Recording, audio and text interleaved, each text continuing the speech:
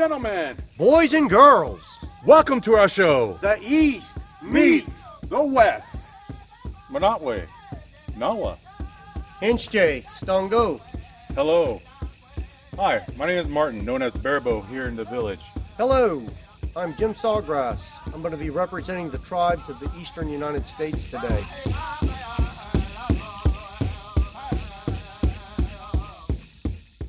So how many of you kids have your toys at home, huh?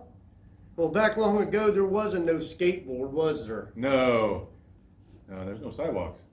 And no Nintendo. No Nintendo. And you know what? They didn't have toys like that, but they did have this one. Look at here. That is Barbie's grandma. That's right. Well, not exactly. That's a Seminole doll. And you can see it's made using the bark of a palm tree. Native people made their dolls, like these two, are made of corn husk. And the corn husk dolls are mainly for the northern tribes. But these were given to the girls, and the girls would learn to take care of the dolls. And it taught them how to take care of children, because one day they're going to be the keepers and the ones that take care of the children. So they would build doll houses and little things for their houses, like baskets and pottery, and even cook food for dolls that can't eat nothing. But it was practice to take care of a home and take care of the children. And so the dolls were a teaching tool for the girls. And for the boys, well, we had toys for them too, didn't we? Yeah. Things carved out of wood, like alligators and canoes. Look at that canoe. Yeah, that's made out of a piece of wood. Up north, in the northern United States, the canoes are like this. They're shaped more like this. The boats are made of bark, and they had real high ends because of the rocks and the fast-moving rivers. In the southern United States, the rivers move slow, and the boats move very slow by standing up in a boat and using a pole. Where out up north, they sat down, used paddles, and they had very high ends. So there's your difference in two canoe styles: southern, northern, eastern. You know, we had a boat out west. Some tribes use boat out west. Yeah, we had a bull boat. The bull boat, huh? Bull boat. Yeah, basically it was a like a circular frame, and they would stretch the buffalo hide over it, and that'll keep it waterproof. And then, Wow. you know, across creeks and small rivers, you know. Using the skin of a buffalo. Skin of make a buffalo. boat. Check out this little Barbie's great grandma's house. Oh, you had Barbie too, huh? Yes. And over here we have a couple of decoy ducks. You know, you can say toy ducks made out of reeds. You can play with them, but you know, you can also use them as decoys to also hunt too. Another thing what we did with our young men, we'd use this, the hoop and spear. The hoop will be made out of willow, and we'd roll this along the ground, and the young men would then track it and then try to hit the spear right in the middle of the hoop. You know, that helped them with their hand-eye coordination. And you know, the older they got, the better they got, and then also use it, you know, hunting or in battle too. Well, in the eastern United States, we didn't have much like that, but we did have the old chunky stone. That's a chunky stone. That's right. Today people find these in fields that's been plowed, and they're game stones. These stones were used as discs that were rolled down courts. The boys would line up and throw their spears for accuracy and distance, and a lot of times their grandpas would be right there watching, judging, even gambling on their throw. And the natives played these games sometimes for fun, but yet sometimes it was a teaching tool to teach those boys how to hunt. As a young boy, you get your start of hunting in a garden in the eastern United States. Your job is to hunt birds and squirrels with your blowgun. And then as you get a little older, they'll let you go in the woods with the men, and you can hunt the bigger animals. But doing the shooting probably ain't gonna be the first time you're out there. You'll probably be doing chasing and running through the forest, driving the game to certain areas. But later on, you'll be the shooter too. And so these games taught that accuracy that's needed. Being in the woods requires sneakiness, huh? Yeah. You gotta be stealth, silent. We'll show some couple bird whistles here.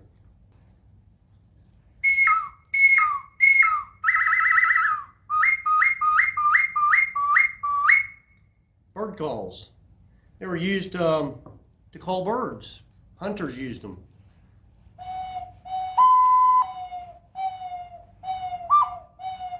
Like that dove call there, or this hawk whistle.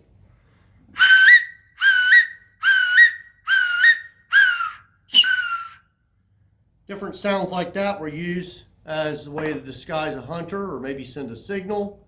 But that's what led to flutes that we're celebrating this weekend, huh?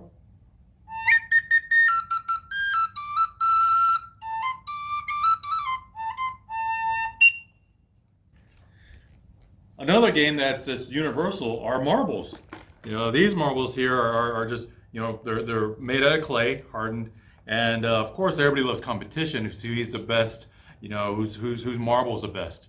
So these marbles are really cool. And later on, you know, they were made out of glass. And marbles these days are, you know, are really ornate. But these were the beginning marbles out of clay. How about this game? The ball game. Ball games were used to settle wars, disputes, and sometimes played just for fun. That ball made out of deer skin, and these sticks were used to carry that ball or throw that ball to teammates or try and score by hitting a goalpost. And this was the early forms of what we call today lacrosse. In the northern United States, native tribes played with the one-stick version like I have here. It's a much bigger stick that you can see. In the southern United States, native people played the two-stick version, tribes like Cherokee and Choctaw, Creek, Seminole. This is a southern version of the game. Again, it was played for fun as well as to settle arguments. Many tribes used this as a way to settle this boundary lines of hunting or property, of whose village could be where. And so the old ball games. There's a lot of different versions. Everybody plays it a little different in their village. But one that's pretty much shared is the stick. It's only the thing used to carry the ball. And get that ball downfield and score. Here, catch. You know, toys are all about fun. That's right. What's more fun than wooden swords? Well, let's have a sword fight, why don't we? All right. Who doesn't want to be a pirate? Oh, don't break them. I think they're artifacts. This is a workstation that represents breaking rocks, flint napping. Flint napping. That's right. All over the world, people broke rocks. They made knives. They made axes. They made arrowheads. Well, part of flint napping is the strike. And certain rocks break better than others, and some rocks don't make good arrowheads at all. Earlier we were cooking with slate rock. That doesn't make very good arrowheads. This is a piece of flint. And here in the eastern United States, natives took that flint and they learned to break it. They learned to nap it.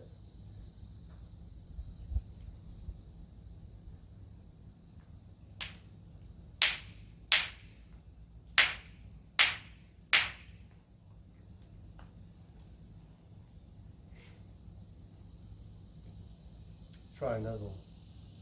See if I can get a good break, good piece to break off. There we go. This is a piece of chert right here. Let's see if I can knock off a piece. See if I'll show you how to break off a piece of rock. There we go. There we go.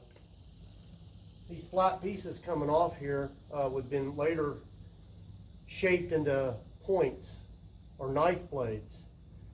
An antler, a lot of times, would be used to assist in that in a leather pad. Using that deer antler to push on that rock, basically you allowed that person to shape the rock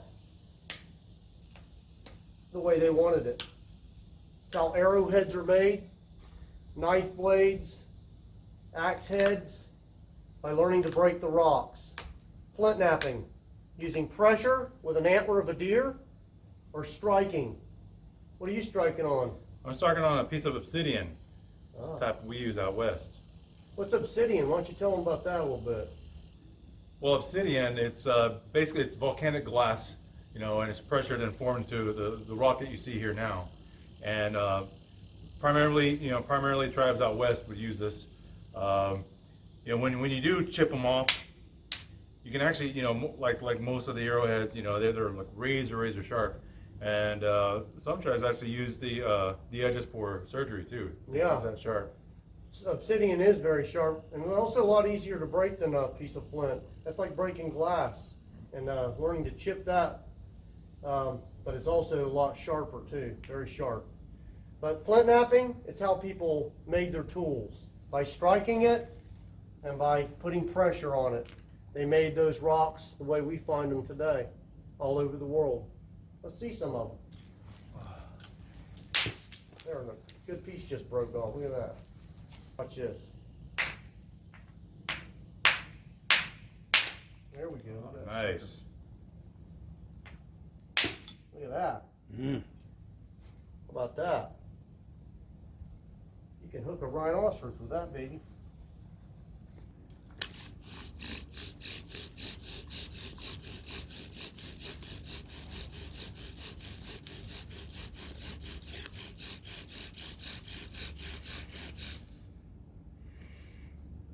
Rubbing sticks together to make a fire?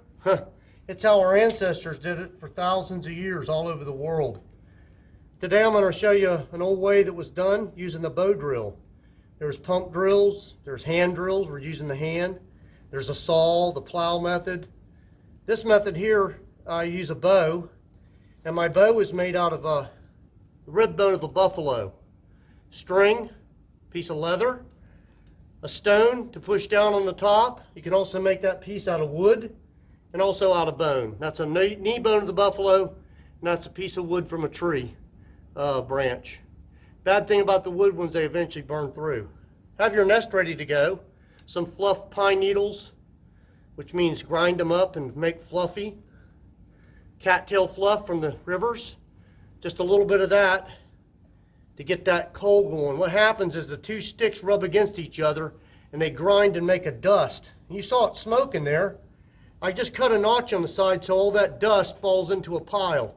When it gets hot enough, it'll combust into a coal. And that coal, we're going to collect it and hopefully get a fire. See if we can do this.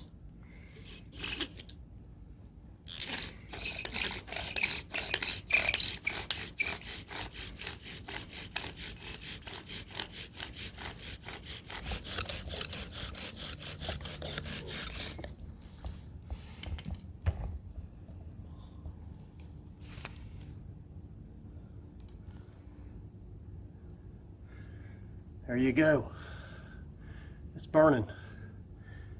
Now we're going to collect that little coal with our nest. We've got pine needles that's been stomped on and made into like a little fluff nest. Dumping it in there. I got some cattail fluff in there as well.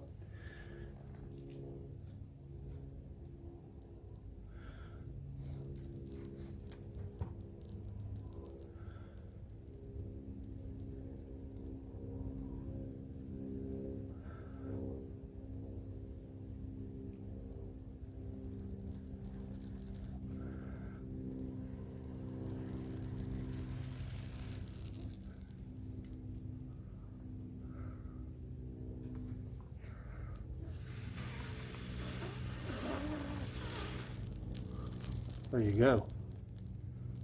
That's an old way too. Rubbing sticks together. Another way of making fire is flint and steel. During the trade era, so you have a piece of steel like this bent piece of steel that I would trade for, and a piece of flint. So when you strike them together, it make a spark.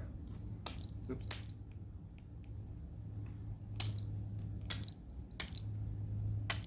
There you go. Good spark. But what you would use, you would have to use what's called char cloth. In order to get char cloth, you would have to have a 100% natural piece of cloth, like 100% cotton or linen, and you would stick it in a metal can, cover it up, punch a hole on the top inside a fire, and that would cook that cloth and it would char it up. Kind of like what you get with charcoals. You know, they char up that wood and it was easier to light. So with that char cloth, as you can see, I'm going to slowly take it out because you don't want to handle it a lot. It's very fragile, and when the spark hits it, it ignites easier. So right now I have my nest ready to receive this spark, filled with there's dead moss and some pine needles. And when I ignite the char cloth, I'm going to place it inside that nest, give it a little air, and I'll have fire. Where'd it go? Here we go.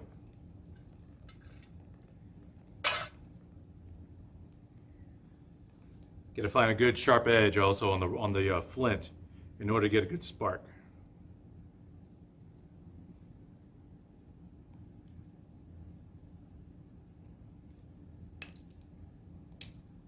Not that side.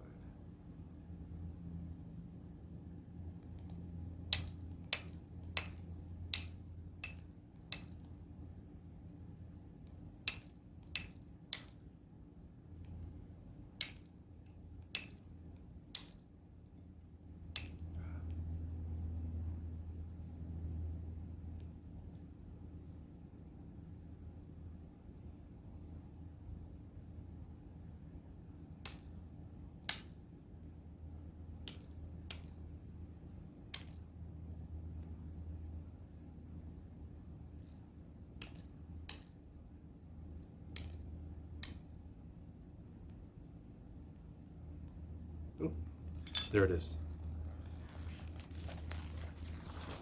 So it created that amber right there. Stick it in.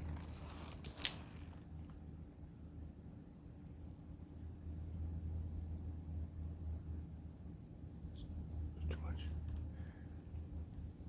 I see his smoke.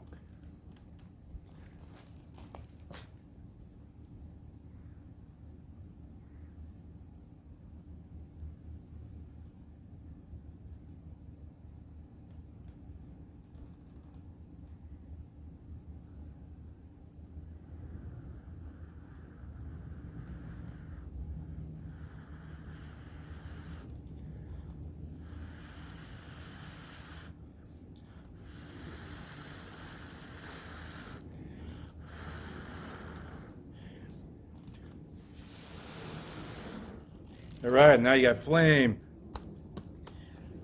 flint and steel, fire.